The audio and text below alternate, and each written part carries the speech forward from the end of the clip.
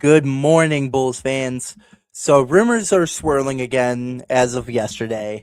Clutch Points has stated that the Bulls are interested in trading up in the draft. And if they do, the prospect they are targeting is Keaton Wagler out of Illinois. And I'm going to talk about some strengths, some weaknesses, a comparison, and overall my thoughts on trading up and drafting Keaton Wagler. But before I get too deep into everything today, I want to know if you would explore a trade up.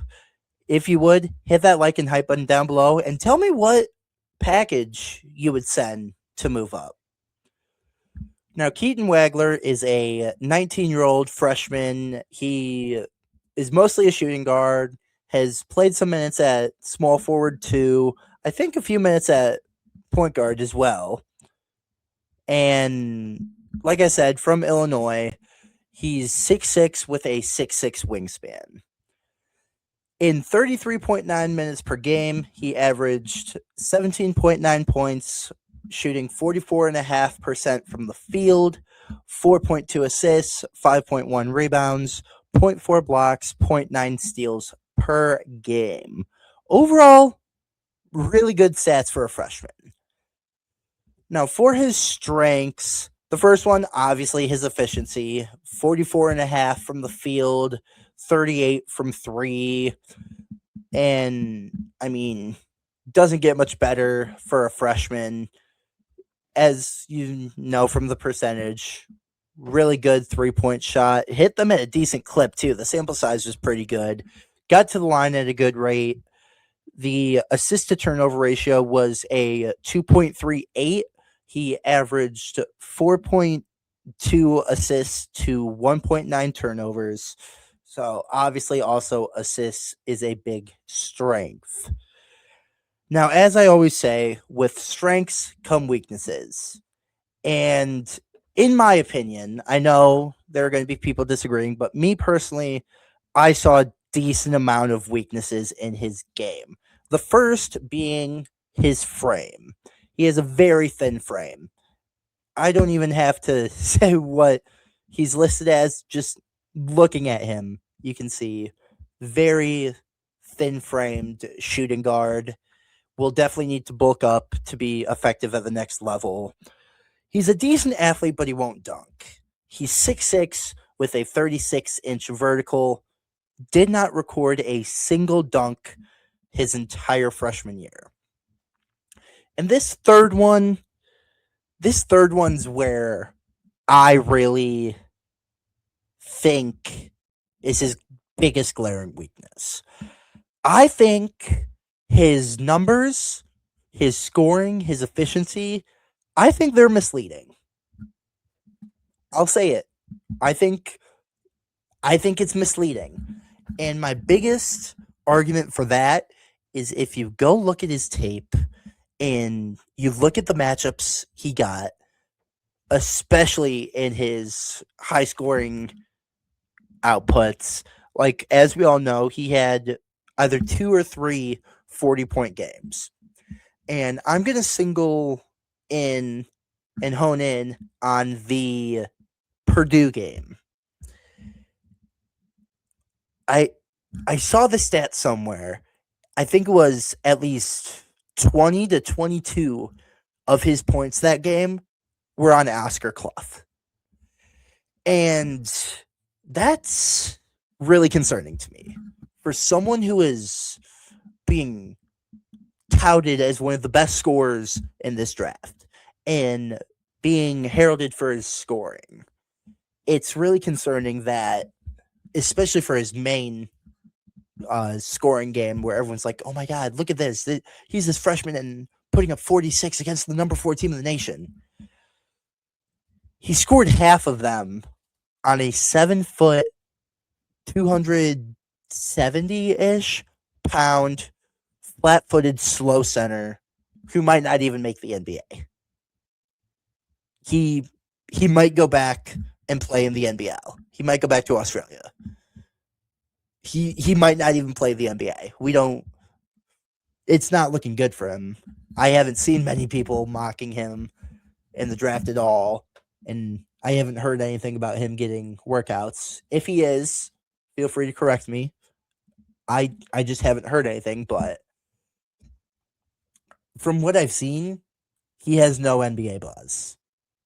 And he's a 7'1", 7-foot flat-footed center. And Keaton Wagler is a 6'6" shooting guard. So it's one of those where I would hope he's scoring a lot because he keeps getting switched on to Clough. Like, one of the highlight reels I watched, honestly, I wouldn't watch that Purdue game. Every other clip was him scoring on Clough. And in just the season highlight tapes, I saw so many clips of, I will give him credit, they were good moves. They were good dribbles. They were good step back, size up, everything, all of that nature. But it was on Ademara. It was on Minnesota's big man. It was on Tyler Bilodeau of UCLA. They were all on big men. And yeah, Bilodeau and Mara are going to make the league.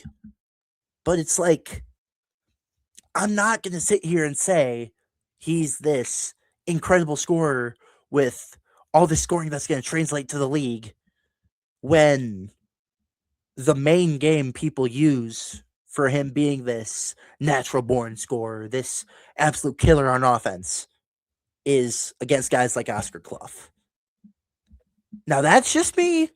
That's just my opinion. But when I see stuff like that, it doesn't sway me. Now, another one I really want to put in there is that wingspan ratio. Like I said at the beginning when introducing him, his official combine measurements were 6'6.25" for his height. His wingspan official measurements from the combine 6'6.25". And I don't know about you guys. I don't see many guys in the NBA producing crazy well with equal to negative wingspans. There are only two guys that I can think of off the top of my head, and that's JJ Redick and Desmond Bane. And, I mean, don't get me wrong, I love JJ Redick. I'm a huge JJ Redick guy. But if you look at the history, it's against him. I mean, it's just really hard to produce when you have a wingspan that is the same as your height. Now, I'll give him credit. It's not a negative wingspan. A negative wingspan is usually a career killer, but equal wingspan, it concerns me. Flat out, it concerns me. Now, a comparison I saw today was Brandon Roy. And I mean, I see that more than the other one. The other one they had was Tyrese Halliburton, and I don't see Tyrese Halliburton in the slightest. Like, yeah, Tyrese is a great scorer, but if I'm saying you remind me of Tyrese Halliburton, you remind me of someone who's dishing the pill at an elite clip, which I'll give Keaton credit.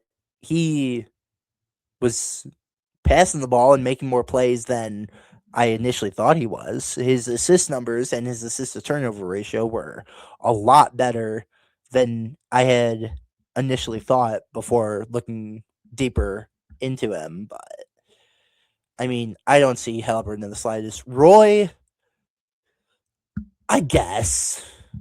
I mean, they're both shooting guards. Roy was 6'5", Wagler was 6'6", and I mean, they both average in the high teens, and they both had really good scoring outputs in a power conference. I mean, I guess I just again, it's just hard for me to say he's going to be this great scorer when all of his big outputs were on guys that aren't going to be in the league or were mismatches. Because don't get me wrong, being able to score on a guy that's bigger than you, yeah, that's necessary. That's part of basketball. But I keep referencing the Purdue game, I know, but that's like that was the one that really brought it to my attention was every other play. It was just a mismatch. It was like every play he just got switched onto him. And it's like that's not going to happen in the league. It's just not. He's not going to get that type of draw in the league where every single game he's getting switched onto a guy like Rudy Gobert. It's just not going to happen. And it's just not. I mean, I've kind of laid out my thoughts throughout the video. I don't think you trade for him under any circumstance. I personally think Wagler has the biggest bust potential out of anyone in the top 10 or who is consistently being mocked in the top 10. And I know a lot of people are going to say amen. I don't think amen's going to be a bust. I don't think he's going to be a superstar, but I think he can grow into a great player, really good player. But out of anyone that is consistently mocked as a elite talent and someone that will be this great player for these franchises, I just don't see it in Keaton Wagler. And I know being from Illinois, you can't really say that against an Illinois player, but I just don't see it, guys. I don't see it. The scoring is just very misleading. The frame isn't there. The athleticism isn't there. The defense, kind of there. It's just, I just don't see it with him. And this is one of those times where I say, if you disagree with me, please let me know down below. I know a lot of you guys are going to disagree with me. Please let me know down below. As I've always said, I love having discussions with you guys. I love having these conversations with you guys. This is one where I am telling you, I'm inviting you, please let me know what your take is down below. With that said, please let me know down below. Would you like to see us trade up and draft Keaton Wagler? Comment definitely or nope down below. And this is one where I am very much inviting you. I very much want to hear either yes or no, whichever way. Please let me know down below why you think that. Because as I said, I don't see the hype behind Wagler, but to the people who do see the hype behind him, I want to know what you see. Like I want to have this discussion with people. So please let me know down below if you would or would not like to see us trade up for Keaton Wagler. Now, please share, please subscribe. We're trying to reach 1,900 subscribers. We're roughly 60 away. Every share matters, every subscriber, every like matters. We love having you guys here. Jordan and I talk about it all the time. We love the community we've built and are continuing to build here. We love that you guys show up on our feed day in, day out. We love how interactive you guys are. We love having these discussions with you guys. So please make sure you are liking, sharing, subscribing. Make sure to follow us on Twitter, Instagram, and TikTok. We upload there every day as well as here. And overall, thank you for joining me today. I hope you guys all have an amazing day. And as always, see Red Bulls Nation.